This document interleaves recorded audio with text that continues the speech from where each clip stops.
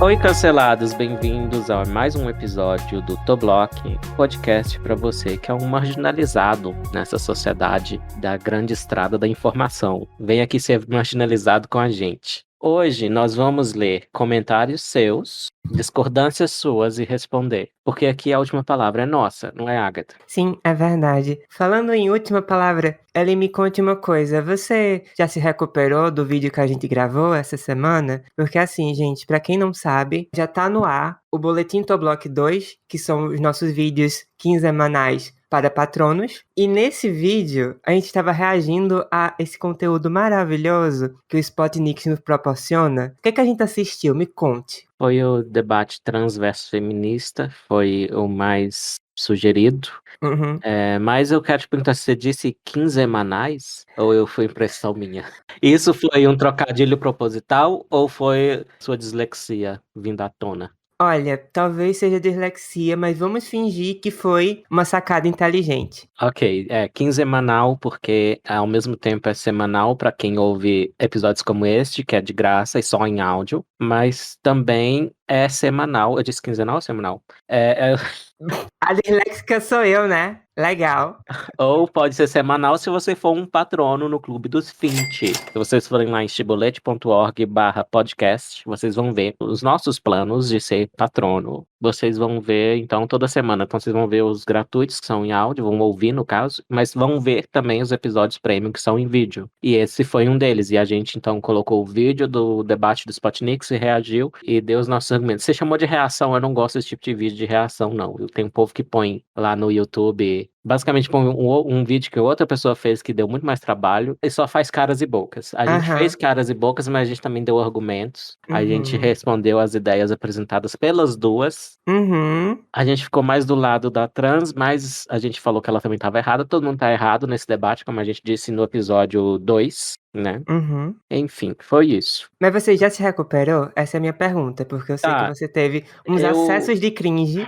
Sim, eu tive acesso de crime. Vou dizer que sim, porque foi útil pra mim. Porque, como eu disse no próprio episódio, eu estava preparando um capítulo de livro. E serviu o episódio, e uma coisa que você lembrou que eu não lembrava que tinha acontecido, serviu pra eu usar no meu capítulo. E você leu o capítulo, então eu pergunto o que você achou do capítulo. Eu achei muito bom.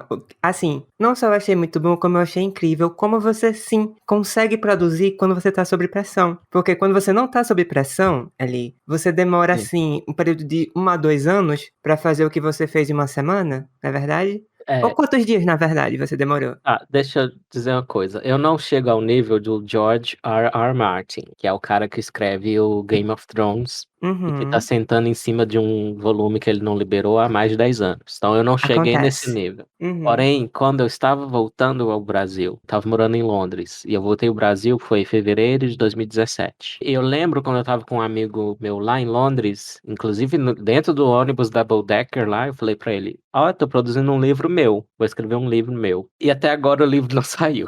Então, Pois é, 2017 pra cá. acontece. Então eu preciso assim, eu preciso ser como eu produzo, ou eu preciso ser cutucado por outrem, ou Uhum. então eu preciso de uma coisa que me deixa muito indignado, como foi o caso lá em 2013, quando eu vi o Malafaia falando bosta sobre gays e Uhum. genética. Aí eu reajo, então eu sou reativo, reacionário. Então, Uhum. eu confesso que eu sou O gay reacionário. reacionário. Sim. Incrível, incrível. Também, em paralelo com esse vídeo que a gente fez, eu percebi essa semana que você descobriu um certo tweet Hum. muito polêmico que eu já conhecia há muito tempo. Ele é de 2020. Então, eu vi esse tweet assim que ele saiu. Eu lembro de ter comentado sobre ele e só agora você descobriu. Que é um discurso de uma pessoa que se Diz pra gente o nome que ela usa. Então, que se apresenta como trava sensata, o que Uhum. é, assim, uma autodescrição muito ambiciosa, assim, muito, né, ok. Se ela está dizendo que é sensata, beleza. Uhum. O que é que essa trava sensata disse? Ela falou a seguinte frase: o homem gay é falocêntrico demais. Só sabe falar de pau e pirocão. Quero ver ele chupar a vagina de um machão trans. Trans está em caixa alta e tá com um ponto de exclamação. O gay. Uai, eu não curto. Mas pera, isso não tem nada a ver com o fato de eu ser transfóbico, tá? Foi essa a frase. Ok, bem, eu vou ler o meu tweet de resposta, né? Querida monstra desumana. Querida Slobodona Milosevicha.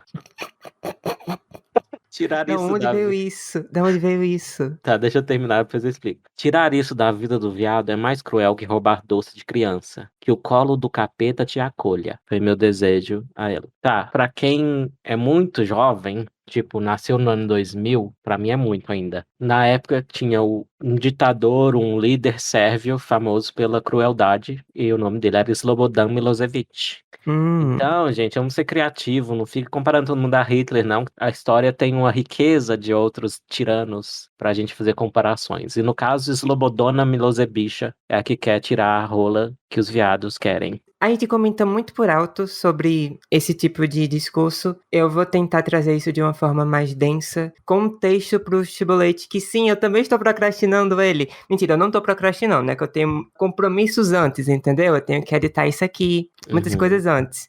Mas assim como você, eu também estou com um textinho parado, que uma hora sai. Ah, a gente sempre acha desculpa, querido. Quando tá prestes a estourar o prazo, a gente começa a lavar a louça, a limpar a casa. A Uhum, gente começa a ler outros textos que a gente não leu antes. uhum, A gente com faz certeza. tudo, menos a tarefa em questão, Sim, né? Então, todo acontece. mundo que é procrastinador, em maior ou menor nível, entende esse estado mental. Você tem mais algum comentário sobre essa fala? Porque ela traz várias coisas, tipo, olha, o que ela está dizendo é que é algo imoral, antiético, não sei, ou Hum, problemático, gays só saberem falar de pau e pirocão. hum. E que eles se recusarem a incluir vaginas dentro do seu leque de coisas que têm interesse, porque isso seria transfóbico. O que você tem a dizer sobre isso? Ok, bem, o que eu tenho a dizer sobre isso é que os gays, há diferentes formas de ser gay, e isso também tem biologia, como sempre tem. Por exemplo, eu te digo que tem um estudo que investigou que entre os passivos e os ativos há diferenças em quantos deles são canhotos ou destros. Uhum, Ser canhoto ou destro tem biologia, logo ser ativo ou passivo também. E também tem ambiente, também tem histórico de vida, também tem estudo. Então, depende do tipo de gay, porque os passivos, claro que vão detestar essa ideia. exato. Agora, eu tenho um conhecido que é ativo, e é interessante isso, porque há alguma flexibilidade, que esse que sempre se disse ativo. Então, ele chegou a namorar um homem trans, e Hum, agora ele tá casado com uma, bem, queer, não binária, e eu digo uma porque o sexo é feminino. Então, ele é ok. um gay que se, bem, graças a não sei o que, ele virou um hétero no fim das contas. Uhum, Pelo menos nessa relação que ele tem. E outro dado que eu te dou é que os ativos costumam demorar mais a sair do armário ou nunca sair do armário e serem mais, digamos, mal resolvidos ou pelo menos têm menos interesse de viver abertamente como gays. uhum. Então E isso é mais chocando comum. ninguém, os passivos costumam também ser mais femininos, o Hum, que contribui justamente para saírem do armário mais rápido, porque às vezes não é questão que eles saíram, é que eles foram empurrados para fora. sim, exato. É, justamente. Então tem isso, mas eu ia falar da flexibilidade também, que tem um amigo que sempre foi passivo, Hum, ou se disse assim. E aí, chegando nos 30 e tantos, 40, ele começou a virar ativo. hum, Inclusive esse mesmo de Londres que eu tava contando, que eu disse que ia escrever o livro pra ele. Só que ele, a última vez que a gente conversou, ele tava se montando para atrair machos desse espectro aí da atividade, digamos assim, que é aqueles até. Pode ser ginandro morfofílico que a gente falou. Pode ser um hétero experimentando uma coisa diferente, que acontece. Inclusive, ele se gaba de ter seduzido muitos porteiros na vida dele. Ou seja, a flexibilidade acabou que foi só temporária. Ele voltou para a preferência dele ao ponto de começar a se montar para atrair uhum, os outros uhum. machos. Ok. Então, algo importante aqui. Quando a gente fala sobre existir uma biologia influenciando se você vai ser passivo ou não, a gente nunca tá sendo determinista, assim como com ser gay ou não. É uma questão de assim, algumas pessoas podem ter uma preferência maior a uma coisa e flexibilizar ela em alguns contextos, mas não é correto assumir que qualquer pessoa consegue flexibilizar isso de qualquer forma. Então, tem pessoas que são majoritariamente passivas ou ativas e em um contexto ou outro vai conseguir flexibilizar, e tem pessoas que nunca vão se sentir confortáveis sendo passivas e nunca vão se sentir confortáveis sendo ativas, e isso já está meio que, não é pré-determinado, mas já está Essa tendência já existe Uhum. de fábrica. E é por isso que a gente também considera que é cruel você querer desconstruir a sexualidade alheia para poder falar, olha, você é gay, você gosta de homem, mas existe homem trans, então você tem que gostar de vagina. Uhum. A base da sexualidade é o sexo, são as características sexuais. Não é a noção da pessoa de ser homem ou não, ou de ser mulher ou não. Não é uma coisa abstrata, é socialmente construída. E no meu capítulo eu mostro que esse vocabulário socialmente construído é inadequado e que ele serve, na verdade, para esconder uma tese mais radical com a cara de mais moderada, que é a tese do determinismo sociocultural, Uhum, que é o outro lado da moeda do determinismo biológico. uhum, E é uma má compreensão. Os dois tipos de determinismo são uma má compreensão da complexidade do fenômeno, até onde ele pode ser compreendido, considerando que ainda tem coisas a serem descobertas. Mas sim. eu queria só lembrar, se essa ativista trans, por um milagre, estiver escutando isso, eu diria para ela o seguinte: quem entre os ativistas identitários você mais detesta? E vai ser as radfems, as TERFs. E elas, algumas dessas feministas radicais dizem que os gays são gays porque eles são misóginos. Então eles não se deitam com mulheres porque eles detestam a condição da mulher. Elas detestam o ser feminino. São machistas. Não que isso não exista, porque eu já vi, assim, tem gente que racionaliza a própria homossexualidade, tem homem que racionaliza a própria homossexualidade, faz uma invenção ali na própria cabecinha burra e cria uma misoginia em cima disso. Eu já vi isso. Na época que eu fiz o vídeo do Malafaia, eu vi um blog ridículo do cara, eu acho que era se dizendo espartano, não sei o que, não sei o que. Ah, que os homens são superiores, por isso que eles têm que ficar juntos. Besteirol danado. Uhum, Mas é bem similar esse pensamento errado dessa feminista radical que acusa o gay de ser misógino só por gostar de homem e não gostar de mulher, no sentido de atração sexual. Bem, é a mesma coisa que ela tá fazendo, né? Achando que se um gay não tá afim de fazer o que ela falou ali com a linguagem chula, quer dizer que ele é transfóbico. Ou seja, é uma mente pequena e confusa. uhum. No resumo do resumo, gente. Transfobia envolve estigma. O que seria transfobia num contexto assim? Seria um homem gay apontar para um homem trans e dizer: você é nojento, não fique perto de mim. Ou então, um homem gay julgar outro homem gay por estar com um homem trans. Isso Uhum. é transfobia. Você saber que não sente atração por uma determinada coisa, um determinado tipo de corpo, uma determinada genitália, não pode ser considerado transfobia, porque, primeiro, não é sequer uma coisa racional, é instintiva. Você é como você é. Mas enfim. E eu vou além. Tem gente que diz que não tem atração por pessoas negras. Eu não compreendo Ai. isso, acho que é uma falta de contato, Uhum. porque há muitos homens negros que eu acho lindos, mas, E mas muitos eu brancos que são a tristeza. também, bem, quer perder ilusão com branco loiro, querido? Mora lá na Europa, você vai ver a feiura que eles podem chegar.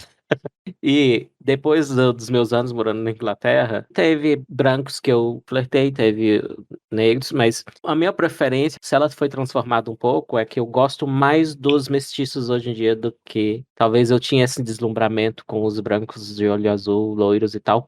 Mas isso acontece porque eles são raros, gente. Tem até entre Uhum. moscas, tem um negócio chamado efeito do macho raro. Você põe o Pelé lá na Suécia, ele vai, né? Eu não quero ser chulo, então não vou concluir a frase.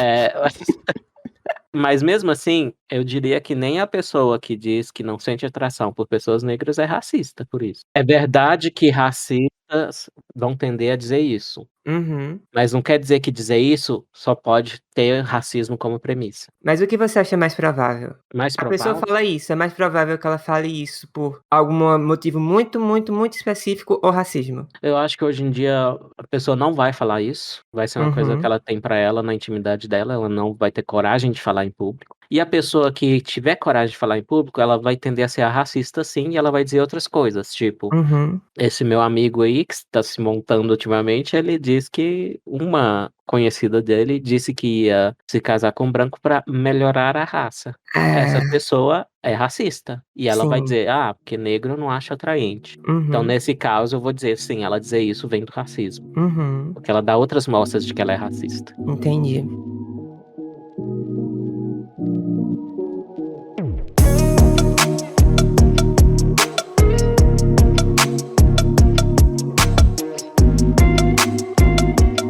Vê só, gente, eu acho que de todos os últimos episódios que a gente fez, um que vale muito a pena a gente voltar o tema aqui é o do veganismo. Esse foi um episódio que pessoas que são adeptas ou críticas ao veganismo ficaram bem atiçadas. Tivemos muitos comentários, alguns e-mails. E eu pensei, se a gente trouxe uma pessoa que é contra o aborto para falar sobre aborto aqui, e a gente fez um episódio inteiro sobre veganismo, sem necessariamente trazer uma pessoa vegana para trazer os porquês dela, é válido fazer isso agora. Sim. Então, eu queria trazer aqui uma pessoa próxima minha, que eu gosto muito, de verdade, a Bia. Eu acho que ela é a minha amiga vegana mais próxima, com quem eu consigo conversar de forma mais respeitosa realmente. E eu queria trazer ela primeiro para trazer o relato dela e dizer como é que ela chegou ao veganismo, o que é que ela quer comentar sobre o episódio, se ela acha que existe talvez alguns discursos vindo de veganos que ela mesma não aprova necessariamente,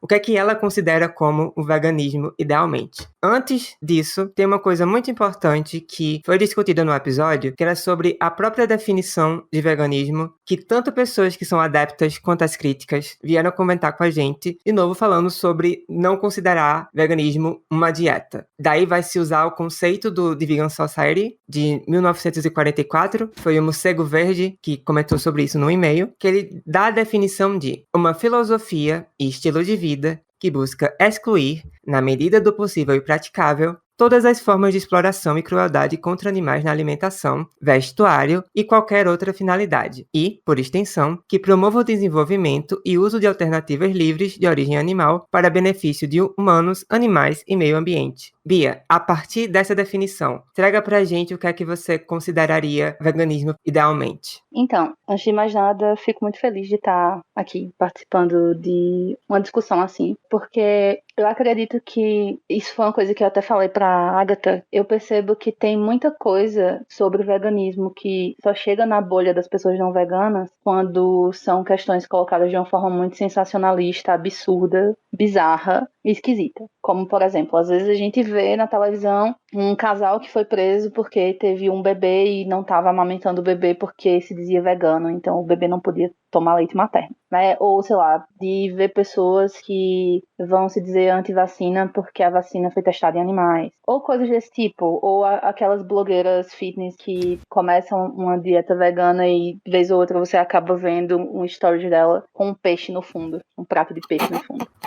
E assim, uma coisa que eu acho importante é delimitar o que é o veganismo e o que é o vegetarianismo. Porque o vegetarianismo é algo muito do campo realmente da alimentação e que pessoas diferentes elas podem fazer uso de uma dieta vegetariana por motivos diferentes. Tem pessoas que acreditam que a dieta vegetariana ela é mais saudável, que ela vai ser mais apropriada para determinado tipo de objetivo estético. Ou são realmente pessoas que têm uma visão pró-veganismo, mas que ainda estão em transição.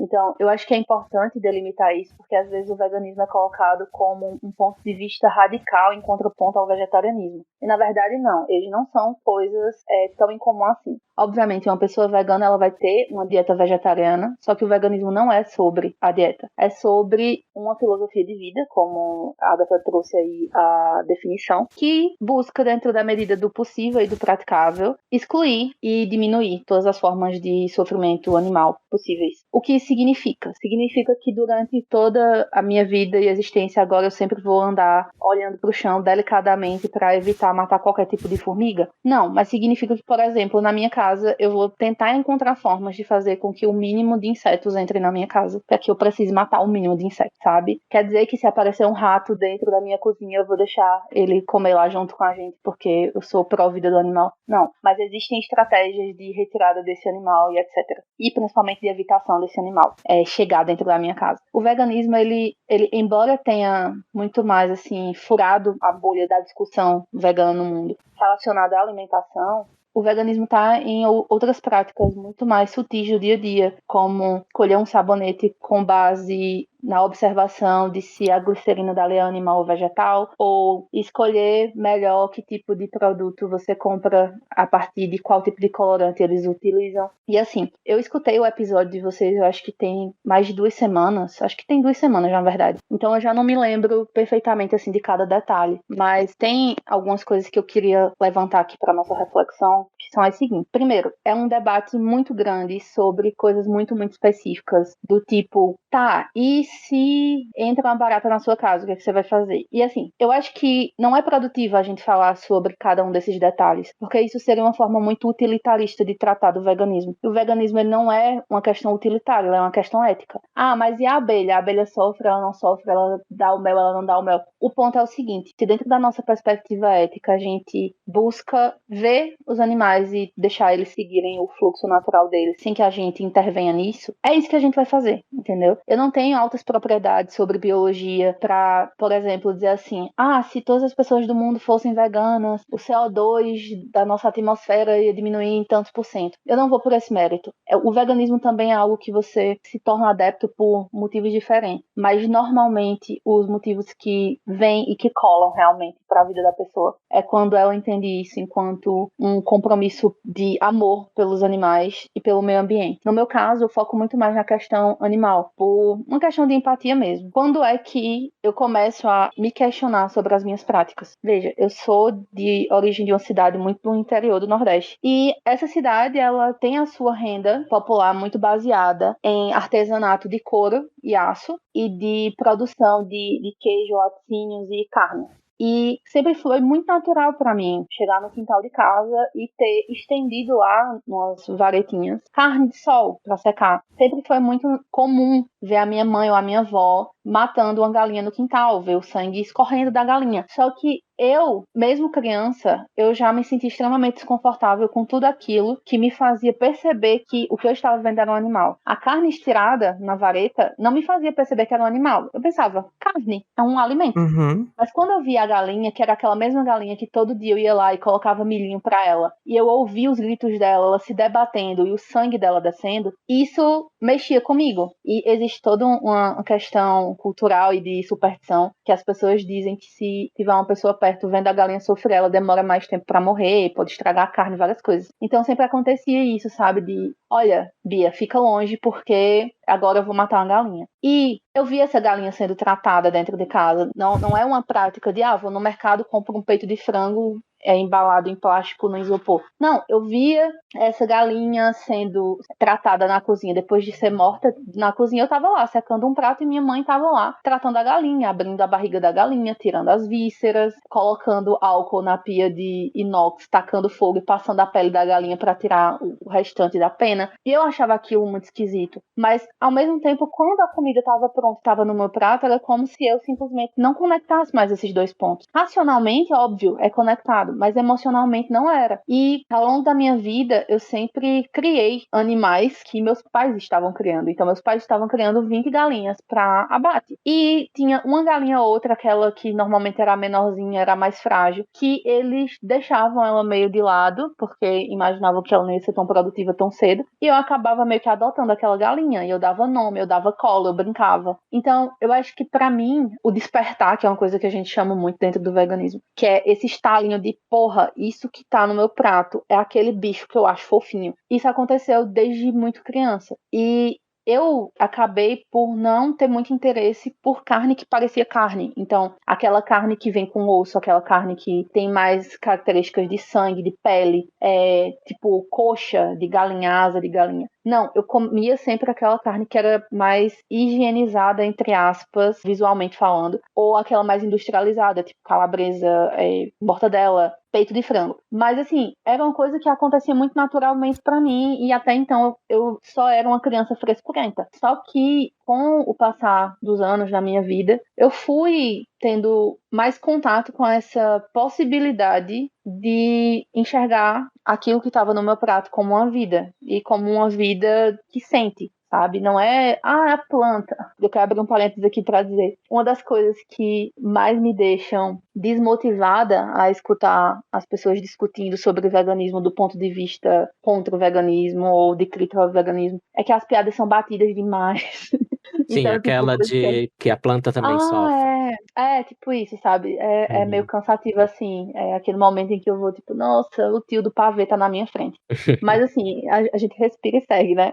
Uhum. Porque, de alguma forma, eu vejo que quando o assunto surge e eu tenho espaço para falar sobre, eu vou falar. Ao contrário do que as pessoas colocam acerca do vegano ser essa pessoa chata que tá comendo com as outras pessoas e tá apontando pros pratos delas, eu nunca vivenciei isso, nem da minha parte de eu fazer isso, nem de outras pessoas veganas que eu fui conhecendo ao longo da minha vida de fazer isso. O que a gente encontra o tempo inteiro é exatamente o oposto. É eu tá comendo absolutamente qualquer coisa em qualquer lugar e uma pessoa que me conhece sabe que eu sou vegana questiona, "E isso aí é o quê? E tu come isso com o quê?" Por exemplo, um café da manhã. Como é que tu monta um café da manhã? E assim, não que isso me irrite, não me irrita. Eu gosto de ter essa abertura pra falar sobre o assunto. Mas é muito comum eu, sei lá, vai ter uma confraternização de amigos e a galera escolhe ir pra um restaurante convencional. E eu vou. Eu não me recuso a ir nesse lugar. Eu vou lá, eu tomo um suco. Eu como um macarrão no alho e óleo, entendeu? Eu não tenho nenhum problema com isso. Mas sempre as pessoas ficam questionando: ai, não vai pedir carne? Não, não. Mas por que tá de dieta? Não, é porque eu não como nada animal, porque sou vegano. E aí começa as piadinhas e começa esse tipo de clichê. Então, assim, essa característica do vegano chato eu vejo que é muito mais desse vegano que chega na mídia, dessa galera que arromba uma propriedade privada e derrama sangue verdadeiro ou falso no chão e que fica nu e que,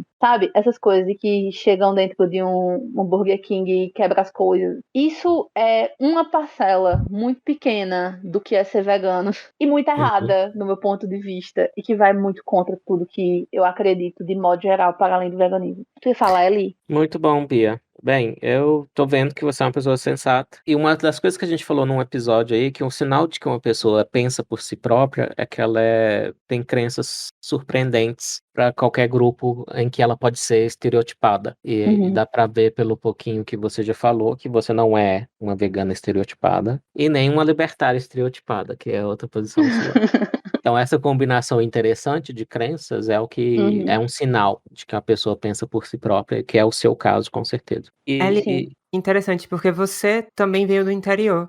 Uma outra coisa que eu vi na Bia que eu gostei foi ela falando da galinha e da reação dela ao testemunhar. Eu testemunhei também isso. Eu acabei de falar hoje no Twitter da minha avó matando galinha e também o meu pai matando porco e aquele Uhum. grito de gelar a espinha. Então eu sei, Sim. eu compreendo essa vivência que você tem, essa experiência que Uhum. você tem com os animais e a criação e ver quem são as pessoas que fazem a criação e que abatem e você vê que não são monstros, eu acho muito importante. Uhum. O que eu Sim, menos demais. respeito é aquele vegano de apartamento, que tem uma Sim. visão estereotipada da vida no campo e acha que o documentário lá, seja lá qual for o que tá na moda, é Uhum. representativo de como esses animais. Porque, assim, claro que pecuária intensiva com confinamento é uma tortura e é inaceitável. Eu aceito essa ideia, né?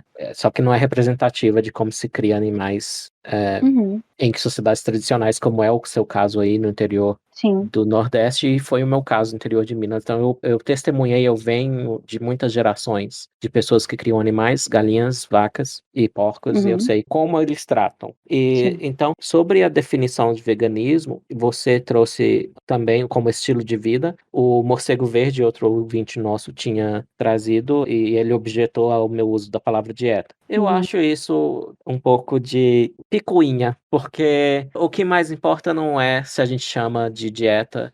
Assim, dá pra ver o que eu quero dizer. Tipo, o ponto do que você põe no seu corpo, que você se alimenta, é bastante importante, não só historicamente, como origem, era o foco principal quando surgiu o vegetarianismo e o veganismo a partir do vegetarianismo. Então, ainda é importante. E quando eu digo dieta, eu não quero comparar a cetogênica que eu faço ou a dieta mediterrânea. E essas dietas da modinha que essas senhoras gordinhas fazem sem efeito nenhum. Elas entram no modo sanfona, né? Engorda e Uhum. emagrece. Eu não posso dizer nada, eu também sou meio sanfoninha. É, Que é... não, só ia fazer uma pergunta para a gente tentar alinhar um pouco esse Uhum, pensamento. Por exemplo, quando a gente pensa em uma pessoa que tem uma religião adventista e que ela tem algumas restrições alimentares, tu uhum. considera isso também uma questão que a gente poderia nomear como dieta? Sim, E eu vou explicar Uhum. por quê. Porque quando eu penso em dieta, eu estou pensando em estilo de vida. Só que eu estou pensando em estilo de vida num contexto mais amplo, que é Uhum. onivoria, carnivoria, herbivoria, que são os Certo, estilos de vida que incluem outros animais. E nós, certo. evolutivamente falando,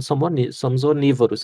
Sim. Então, o veganismo e o vegetarianismo são propostas de uma mudança de uma dieta que é aquela que é com a qual a gente Uhum. evoluiu, que é a natural para nossa espécie. E quando eu digo que é natural para nossa espécie, eu não estou endossando que é a mais Sim, sim. eticamente correta. Então, é nesse Uhum. sentido que eu chamo de dieta. Sim, não, faz sentido, faz sim. Ou seja, para mim, estamos dizendo a mesma coisa com palavras Uhum. diferentes. Sim, eu acho que é o tipo de atrito que a conversa não precisa ter, sabe? Sim, É, exato. entender? Então, tipo, é o tipo de coisa que a pessoa, ah, tá bom, eu entendi dessa maneira, você entendeu dessa, mas eu entendi o que você quis dizer, você entendeu o que eu quis dizer, e vamos embora, segue. Sim, até acredito Uhum. que o morcego verde também entendeu o que eu quis dizer. Mas Uhum. eu acho que se a gente quer ter precisão nos termos, e é verdade Uhum. que o veganismo vai bem além do que se come, nem Uhum. dieta nem estilo de vida seriam os termos mais precisos. Eu acho que Uhum. um termo mais preciso seria: o veganismo é uma tese em ética aplicada, né? Que é aquele campo Uhum. da ética, que é o estudo da boa conduta, só que é um Sim, aplicado, ou seja, o que você compra, o que você usa, o que você come, sim. etc, etc.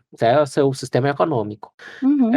Então, para mim, ele é principalmente uma tese em ética aplicada. Sim. E você disse, não é utilitário, é ético. Eu entendi o que você Uhum. quis dizer, mas Uhum. utilitarismo é uma proposta em ética, na verdade, em metaética, que é metaética, então, é o estudo de quais são, então, os princípios que a gente vai usar para ter uma boa Uhum. conduta, uma boa vida, para tomar Sim. decisões corretas do ponto de vista moral ou ético, que para mim são a Uhum. mesma coisa, moral e ética sinônimos. Então, assim, uma tese em ética aplicada, como é o veganismo, ela pode ser olhada do ponto de vista dos princípios ou do ponto de vista das consequências do utilitarismo, dependendo de qual é a teoria metaética que a gente vai adotar, né? E Uhum. isso é um debate que tem séculos na filosofia, não vai ser resolvido agora por eu e você. Sim. Mas o meu propósito ao trazer um negócio da abelha, que eu estou desafiando o princípio. Então, qual é o princípio? Não devemos fazer uso de outros animais, que a relação é uma relação de exploração. Se for mel, mesmo se for mel, se for leite, se for ovo, sempre vai ser Uhum. uma relação de exploração. Ou seja, vai Uhum. ser antiético. Qualquer uso de Sim. produtos animais desse tipo. Uhum. E eu acho que isso não está claro, e eu acho, na verdade, que está errado. Uhum. Por quê? Eu acho que qualquer estilo de vida, para usar o termo de novo, que a gente tiver, ele vai ter um custo em vidas e sofrimento que a gente causa. Uhum. E eu concordo que o veganismo, comparado ao estilo de vida comum, né, ele é condutivo a uma redução do sofrimento no mundo. Eu acho que é uma boa forma de ver, sua, inclusive, porque é uma boa forma de incluir as outras pessoas, inclusive aquelas que não estão afim de entrar nesses debates éticos, que são muito Sim. complicados. Eu acredito que se você for uma pessoa que nunca ouviu falar em veganismo, nem sabe o que é isso, fala, olha, essa carne que você come, ela pode vir daquele açougue, e lá eles usam o método halal, o método não sei o quê, em que a vaca ela é pendurada e sangrada até a morte e sofre sim. Já esse outro Uhum. aqui, eles dão um tiro de pressão na nuca da vaca, ela papum, ela nem vê o que aconteceu com ela. Qual você Uhum. prefere? Eu acho que a Uhum. pessoa vai preferir o segundo caso. Então, essa questão de reduzir sofrimento pode incluir mais gente. Quando se entra no debate, eu não sou, você é, você não é, aí entra aquele aspecto que a gente critica muito aqui também, que é o identitarismo. Uhum. Quem pode se dizer isso ou aquilo? Aí entra aquela disputa, né, de qualquer comunidade de crença. Não importa qual seja a crença, pode ser até o ateísmo, que é uma crença. Vai ter Uhum. aqueles que querem sinalizar que eles são mais puros, que eles aderem mais firmemente ao princípio que os outros. Então vira Sim. uma disputa interna. Em inglês tem então uma expressão para isso, holier than thou, mais santo que tu. Então vira essa disputa.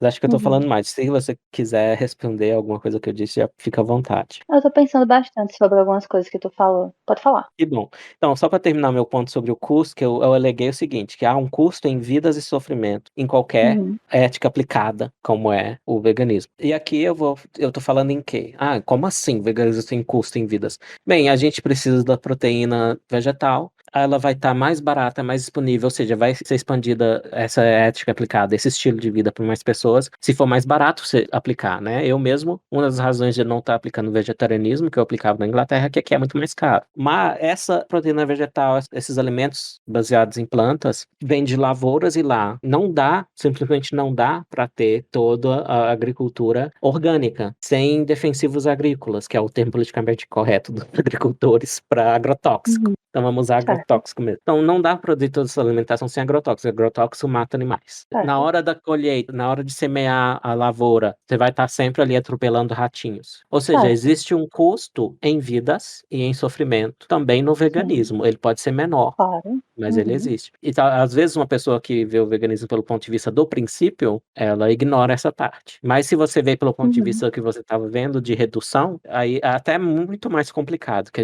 você vai ter que ver essa minha alegação lá nos números, qual o custo de uma lavoura de soja em ratinhos atropelados, em insetos intoxicados, etc, etc, etc. E aí você compara com as alternativas e vê se uma é menor que a outra, e você opta pelo que dá menos sofrimento. E eu super respeito essa posição. Aí eu penso, daquele estilo de vida que você conhece e eu conheço, das galinhas criadas lá na roça. Vamos supor que uma família lá da roça decida adotar o vegetarianismo. Eles vão parar de matar as galinhas, mas elas vão lá botar os ovos e eles vão pegar os ovos e comer. Onde entra a parte errada, né? Eu não estou vendo onde entra a parte errada, que os veganos vão me dizer que tem. É isso que eu quero dizer quando eu digo o vegetarianismo, tá claro na minha cabeça que é correto. E que é uma tese em ética aplicada, que eu fico feliz se ela for expandida. Se mais famílias da roça decidirem, vamos só consumir o leite. Acho que o leite é até mais complicado do que o ovo. Sim. Porque você vai ter que desmamar o bezerro, vai ter que amarrar.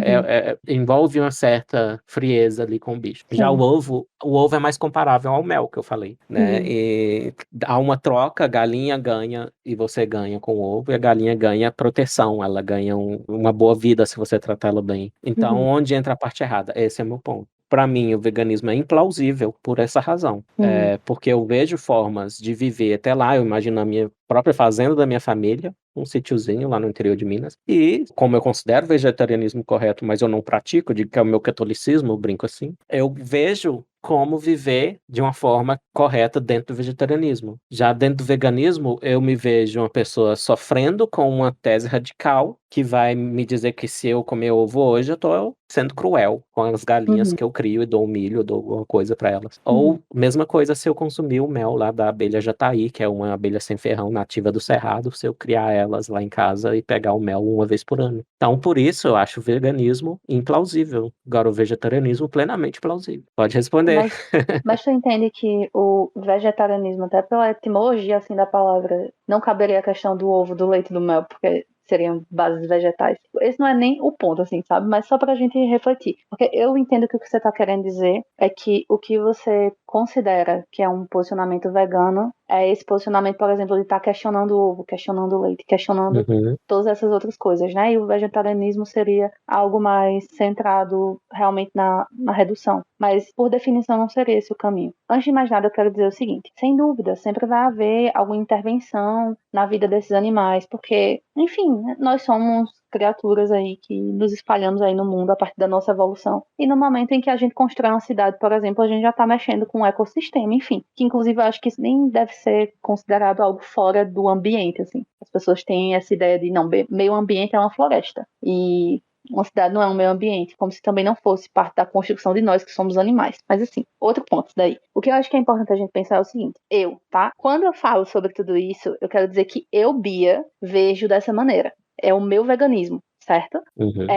Tá, gente? Pessoas que estão me ouvindo nesse momento. O veganismo. Eu tô falando da forma que eu interpreto o veganismo, tá? Eu entendo que não é sobre essa família do interior que cria os bichinhos pra comer seus derivados. Esse não é o nosso foco. Até porque dentro disso existe toda uma questão de como essas pessoas estão estruturadas ali culturalmente, das limitações financeiras, de recursos, etc. E esse aqui não é o nosso alvo. Veja, eu gostaria de dizer que, na minha perspectiva, os veganos eles não estão lutando contra os não veganos. Os veganos, na verdade, seriam o grupo que acredita na libertação de todos os animais, dentro da medida do possível e do praticável. E esse grupo ele está contra os grupos que são pró-exploração, certo? E assim, eu queria também deixar claro que exploração, na nossa concepção, não é só matar. E não é só matar a partir de tortura. Mas seria eu restringir a vida desse animal, de alguma maneira, ao meu desejo. Então, a galinha que eu criaria dentro de um cercadinho no meu sítio, de alguma maneira ela também está presa. Ela está comendo, ela está bebendo, ela está feliz, enfim.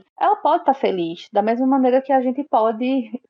Eu gosto que o podcast de vocês fala sobre pessoas pessoas canceladas, né? Então eu vou fazer comparações aqui que podem soar esdrúxulas, mas que eu acho que é o mais próximo do que a gente consegue expressar, sabe? Mas assim, eu poderia também pegar uma pessoa estilo Show de Truman e colocar a pessoa ali pra viver dentro de uma vida que pra ela é super maravilhosa. Ele tem recurso a várias coisas, ele tem socialização e etc. Não quer dizer que é ético, sabe? Aquilo tá servindo a um propósito de alguém que não ele mesmo, que não o propósito natural lá do instinto do bichinho. Então, se essas abelhas elas estão presas dentro daquelas caixinhas e o que elas construíram, vem uma pessoa lá e tira, e quando se tira, não se tira tirando cada abelhinha para que ela saia sem salva. Não, muitas abelhinhas são mortas no processo, entra dentro de uma perspectiva de exploração pra gente, sabe? Mas eu não quero falar sobre a família que vai comer o ovo da galinha e não vai matar, porque eu acho que isso já seria uma evolução do caramba. Deixa.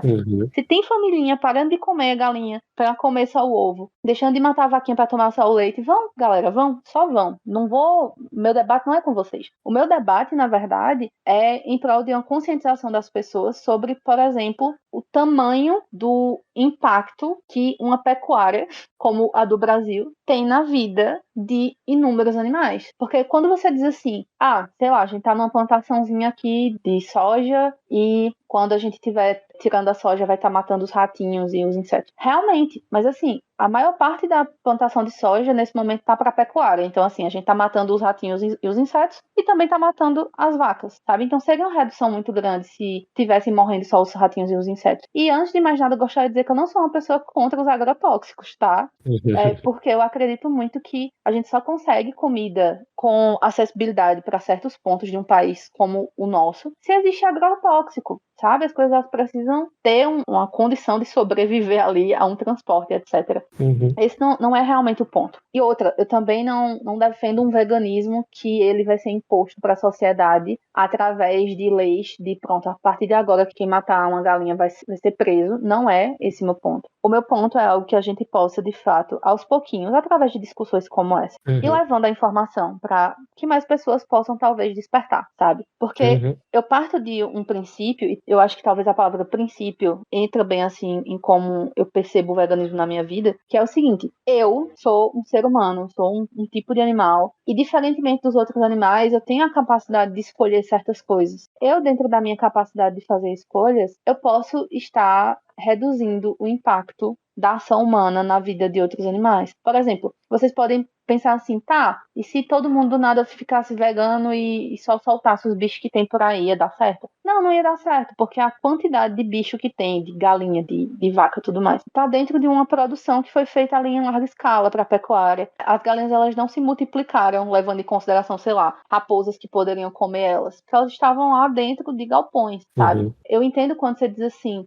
parece que esses documentários querem fazer com que a gente acredite que o padrão de funcionamento é esse padrão super cruel, mas que tem aquele grupinho familiar que faz aquela agropecuária familiar e tal. Mas assim, aqui nessa cidade que eu moro, por exemplo, tem um colega que trabalhava na produção de ovos e ele falou pra mim que houve uma determinada situação lá em que teve um problema no resfriamento lá do local e que as galinhas ficaram lá sofrendo, contanto que elas não morressem, que elas continuassem produzindo, tava tudo certo, entendeu? E assim, independentemente dessa galinha estar ali fechada em um lugar onde ela tá livre, o questionamento é por que eu, ser humano, tenho o direito de intervir nisso, sabe? Se minha vida depender disso, eu acho que é outra questão, sabe? E aí, beleza, a gente volta com aquelas questões econômicas e tudo mais. Se minha vida depender disso, isso é uma coisa.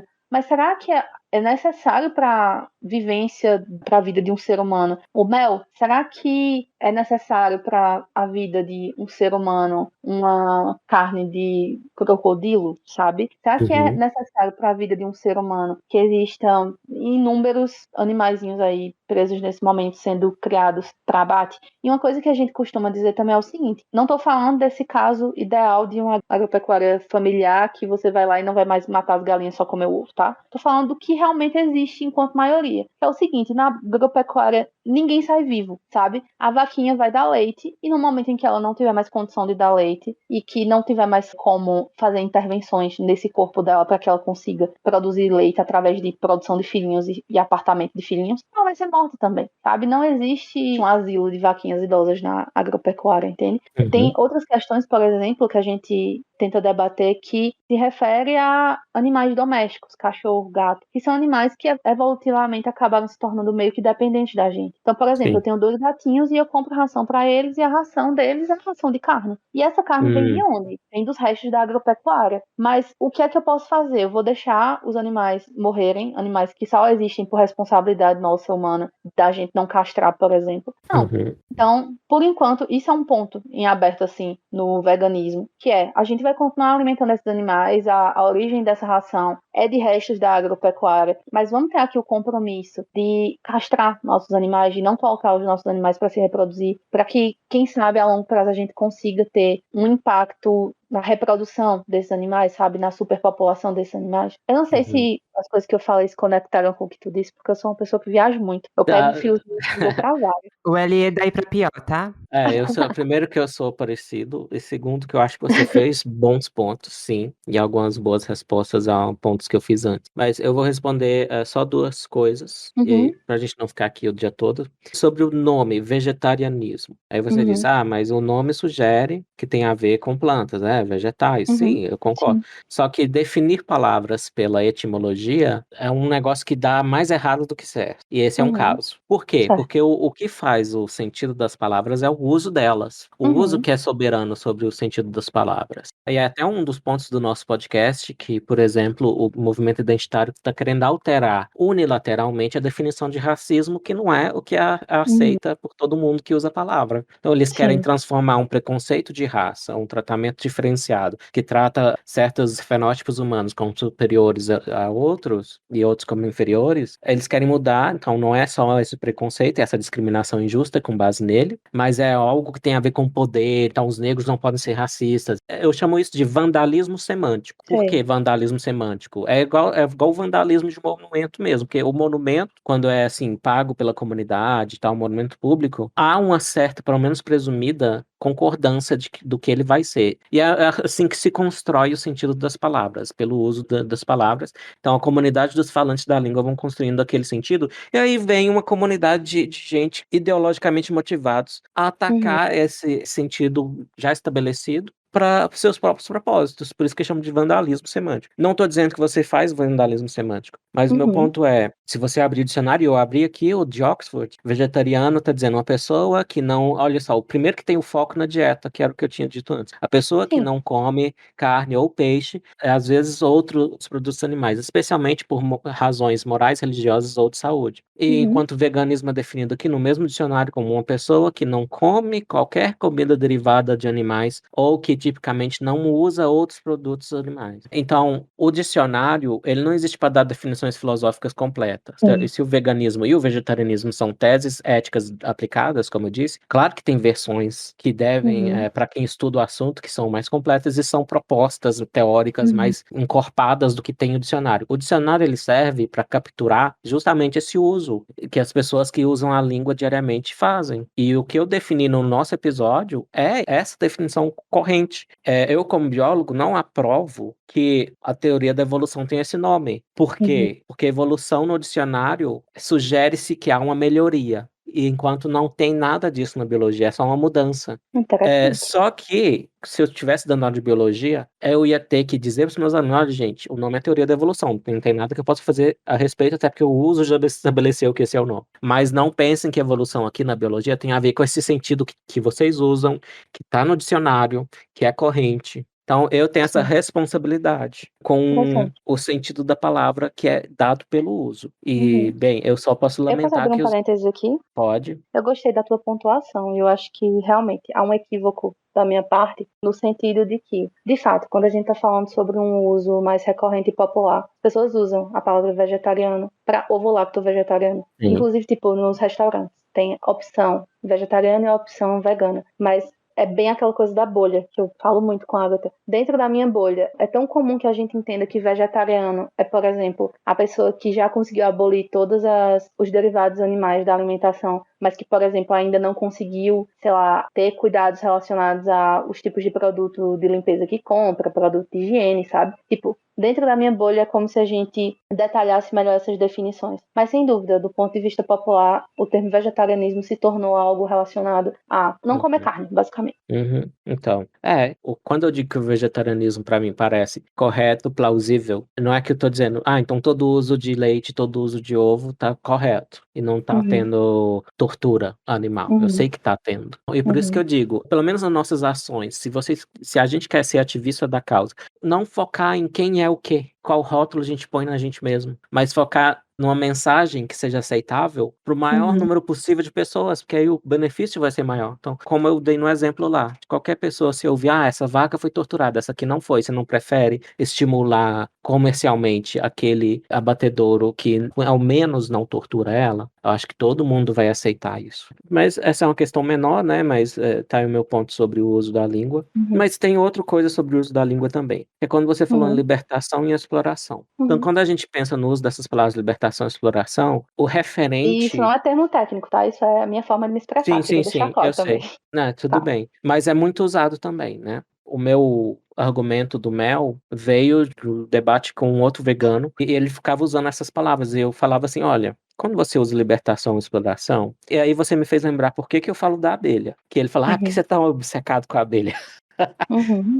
Eu adoro entomologia e eu acho as abelhas fascinantes, mas não é por isso. Eu escolhi falar das abelhas em vez das galinhas, porque para mim, e não só para mim, acho que conceitualmente estudando o assunto, outras pessoas vão concordar comigo, a abelha é muito mais implausível aplicar essas palavras tipo libertação e exploração na abelha do que no frango. Por isso que eu escolhi a abelha como o meu exemplo, que é um contra-exemplo ao princípio do veganismo, em vez de escolher a galinha, porque para mim é muito mais fácil falar em liberdade, ou de uma tendência a querer um tipo de vida que é negada àquele organismo pelos seus captores ou cuidadores, né, os humanos. Então, para mim, tá claro que uma galinha é capaz, sim, de ter algo similar ou análogo a uma sensação de liberdade que é tolhida pelo confinamento. Então, assim, eu acho que é melhor que não confinem as galinhas. E lá na Inglaterra, quando eu cheguei lá, e uma coisa que tá vindo pro Brasil agora, toda caixa de ovo tá marcada se é free range, se é galinha livre, e até isso já tá sendo abusado, né, eu sei. Mas aí dando a opção para qualquer pessoa de qualquer dieta ou estilo de vida ou teoria ética aplicada, se ela quer a galinha que tá confinada ou a galinha que tá livre.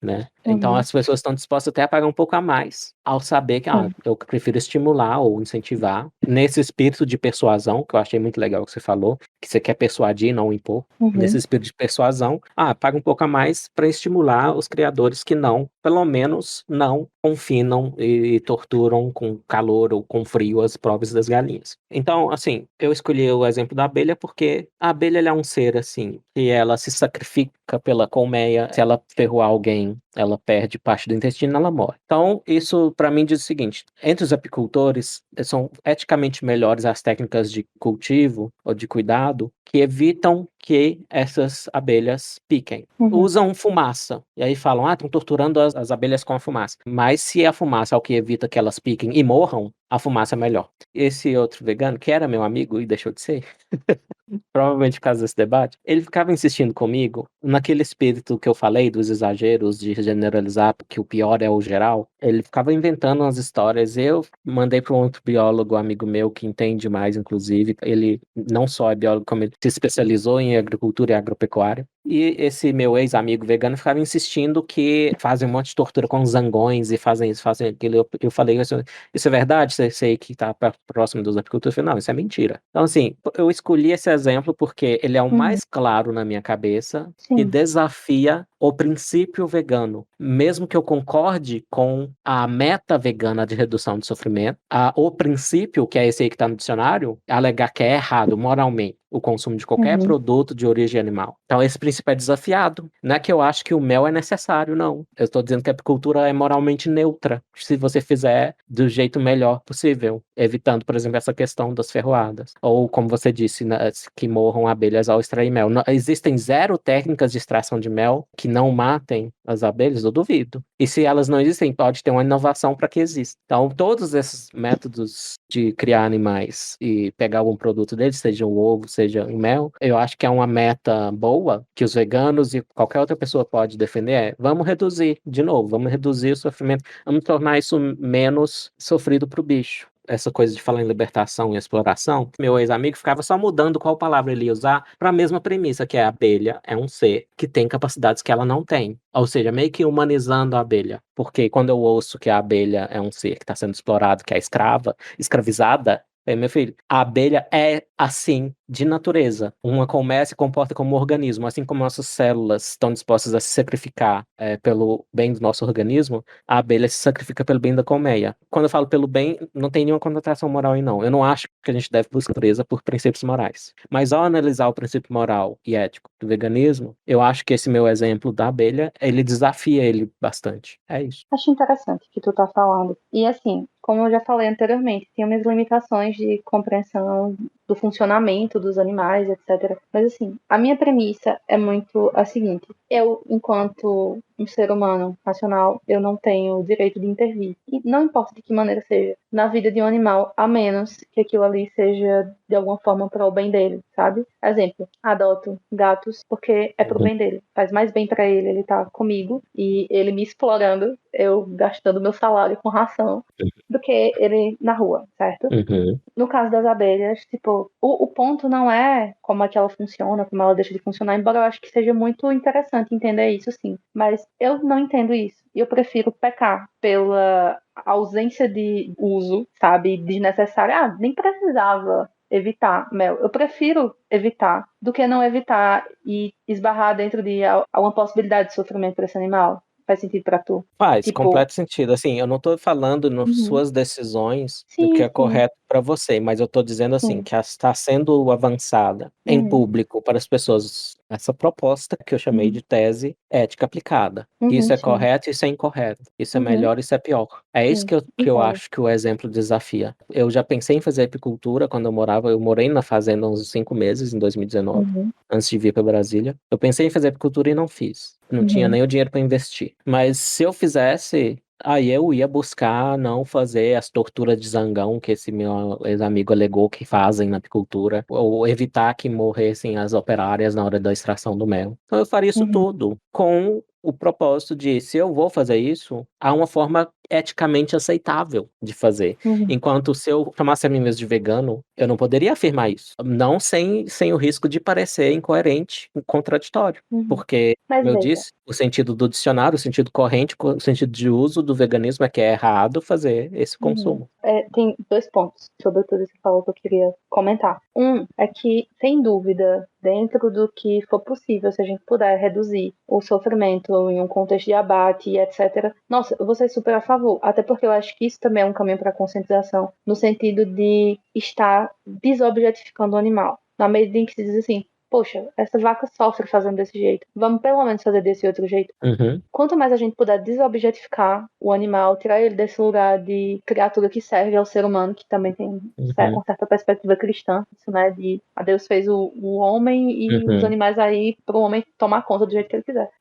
Sem dúvida. Mas assim, na minha concepção não existe forma ética de matar, entende? uhum, Pode ser que matou de uma forma menos dolorida e etc., mas não seria ético. Seria menos pior, seria menos cruel, mas ainda sim. não seria ético. Porque Uhum, eu vejo o meu princípio dentro do veganismo como algo que eu tô constantemente em busca de melhorar, entendeu? Então, uhum, eu falo eu, mas nesse sentido eu falo também de outras pessoas. Quando tu falou sobre a questão, por exemplo, dos rótulos, né? Infelizmente tem muita coisa ainda na nossa sociedade que tem rótulo que seria muito melhor se não tivesse, mas que enquanto existem um grupo muito pequeno que age de uma maneira e um grupo muito maior que age de outra, esse grupo uhum, muito menor vai acabar tendo um termo. E eu acho que a gente precisa trabalhar é para que existam outros termos para essas pessoas que estão também tentando fazer algo melhor, entende? Mas eu não acho que seja do campo do veganismo flexibilizar esse termo para, mas e se a pessoa só fizer isso, sabe? é, Veja, é dentro do possível e do praticável. E significa que, se de repente, dentro de alguma situação muito específica, eu precisei, sei lá, matar um rato, matar uma barata, isso não vai me tornar menos vegana. porque dentro do possível e do praticável, eu tô evitando isso, entendeu? Sim, sim. E assim, eu acho que é interessante a gente pensar que quando se levanta essa ideia, né, do veganismo, não é só para reduzir, e reduzir já tá bom. Não. Se a gente conseguir excluir algum tipo de exploração, algum tipo de intervenção, vou chamar de intervenção porque eu entendi sua problemática em relação ao termo exploração para as abelhas. Uhum. Mas intervenção, acho que a gente não pode negar que é uma intervenção humana dentro do que seria a rotina ou comportamento das abelhas, né? Uhum. Existe uma pessoa que constrói uma caixinha para que as abelhas fossem para lá e que chega com a fumaça, com a máscara, enfim, para tirar elas. Sim. Independentemente dessa abelha entender o que está acontecendo ou sentir-se acuada pelo que está acontecendo, eu consigo me colocar no lugar dessa abelha. Eu sei que isso é meio bizarro, porque como você disse, é como se a gente humanizasse os animais, mas eu sinto empatia pela abelha. Entendeu? Se eu puder não fazer isso, eu prefiro não fazer, sabe? E se as outras pessoas puderem preferir não fazer, eu vou ficar muito feliz que elas prefiram não fazer também, entendeu? E você mesma traçou uma distinção que eu achei muito interessante ao falar dos seus gatos. E isso prova que você não é nenhuma fanática. Você vê ali a consideração né, pesando uma coisa e outra, pesando o preço de deixar esses gatos abandonados e o preço de até ir um pouco contra o seu princípio e comprar a ração para eles, em vez de fazer aquela palhaçada de tentar fazer o gato ser vegano aí, pelo amor de Não, isso Deus. não existe. Né? Não Então, existe. isso é ótimo sinal. Para mim, isso mostra que você, de novo, você se mostrou uma pessoa que pensa por si própria e você se mostrou também uma não fanática com seus próprios princípios, aquelas muito ferro e fogo. Mas você falando em intervenção, me lembrei desse ponto, porque aí você faz uma distinção, então, entre intervir num animal que evoluiu como dependente do ser humano, foi as suas palavras, Isso. e aquele outro argumentinho bobo, besta do povo que quer lacrar contra o veganismo e o vegetarianismo, que, então você vai lá salvar a gazela das garras do leão. Não, Então não, deixa o né? leão, deixa a gazela, sabe? Tipo, esse é o ponto, é não intervir. Tem até Sim. um questionamento, assim, que eu vejo dentro das discussões do veganismo, a gente sempre levanta, que é o seguinte, vamos olhar esse animal e vamos pensar, ele tá do modo mais natural de vida possível dele? Se a resposta for não, vamos questionar isso, sabe? Por exemplo, existem santuários, né, que são lugares que salvam animaizinhos que estavam, sei lá, em circos, em algum tipo de exploração, e esses santuários protegem esses animais porque eles não teriam condições de voltar para a natureza em pé de igualdade, assim, com os outros animais, né? Se a gente jogasse lá, só ia morrer mesmo. Então, assim, esses santuários, eles normalmente são lugares muito aconchegantes para esses animais e tal, e que eles são mantidos pelo dinheiro que as pessoas que vão lá visitar conseguem dar, enfim, para manter. É diferente de um zoológico, por exemplo, que eu tô falando do zoológico clássico, que eu sei que tem alguns zoológicos que têm uma perspectiva parecida com a do santuário. Mas o zoológico padrão, o circo padrão, você retira o animal do funcionamento dele, você ensina coisinhas pra ele, pra que ele agrade pessoas, sabe? Tá fora do que é padrão de vida desse animal, entende? Então, assim, o quanto eu consigo evitar estar intervindo dentro do fluxo natural da vida desse animal. O quanto eu puder evitar, estarei evitando. E sobre a coisa do gato, por exemplo, da ração, por exemplo, eu tenho uma cunhada que ela trabalha vendendo petisco para animal, então ela faz biscoitinho caseiro e tudo mais. Só que ela faz isso com carne que ela compra no açougue, então eu não consumo dela, entendeu? Eu não compro dela. Existem brinquedinhos de gato que tem pena, eu não consumo. Sabe? Agora, se eu encontrar uma pena solta no meio da rua, eu pego a pena e dou pro meu gato brincar. Sim. Entende? É bem nessa perspectiva, assim, de intervir o mínimo possível. E só intervir se for importante pro animal. Existem até discussões dentro do veganismo sobre, por exemplo, a manutenção de animais que teoricamente já estariam em extinção e que essa manutenção deles é só em cativeiro, como pandas. Porque assim, os pandas estão vivendo super bem. Mas assim, será que o que a gente tá fazendo... E eu amo pandas. E será que o que a gente tá fazendo com eles é positivo para eles? É positivo para o ecossistema? Porque assim, eu acho que é importante que a gente lute contra a extinção de animais que estão em extinção, porque a intervenção humana tá ali e tal, então vamos tirar essa intervenção humana até que o animal retorne e tal. Mas assim, existem algumas discussões, e assim, eu já não entro na minha capacidade realmente teórica, porque envolve biologia, etc. Mas existem discussões sobre o sentido de manter esses animais, a gente correndo atrás de fazer com que eles se reproduzam e tal. Será que eles realmente vão conseguir ser reinseridos na natureza, será que isso vai ser realmente importante em termos de ecossistema e tal? São muitas discussões, assim, né? Sim. Tinha um veterano da biologia lá na UNB que ele dizia assim, ele gostava de ser meio polêmico, ele dizia, Uhum. gente, o panda, quando o bicho não quer transar, ele tá fazendo uma eutanásia da espécie. Ah, exatamente. Deixa o bicho ir embora. Exatamente. Eu não concordo, É. porque eu acho que cada espécie é singular e que muita coisa se Uhum. perde quando a espécie é extinta. Sim, Mas, totalmente. mas eu concordo que por ser um animal carismático, ele acaba Ah, sendo, muito carismático. ele suga muito recurso que poderia ajudar outras Suga, espécies né, suga. em risco. Exatamente. Mas, Bia, o que eu concluo da nossa conversa é que há muitos mais pontos em comum que a gente tem Sim, do que pontos de discordância. Os pontos de discordância sim. que eu tenho eu não vou dizer que eu sou vegano, porque eu acho que o princípio não Uhum, faz sentido, porque eu tenho esse exemplo aqui uhum, da abelha, mas em todas as uhum, outras coisas você fala, Eli, vamos fazer isso aqui para reduzir o impacto dos animais ou interferência. uhum, Eu gostei desse papo de interferência que você trouxe, uhum. especialmente aplicado ao meio ambiente. Super concordo também. Então é isso. Ali tem duas coisas que eu queria te dizer. A primeira é que eu concluo do nosso encontro que você não é uma pessoa pró-exploração. Então, você não é meu inimigo, entendeu?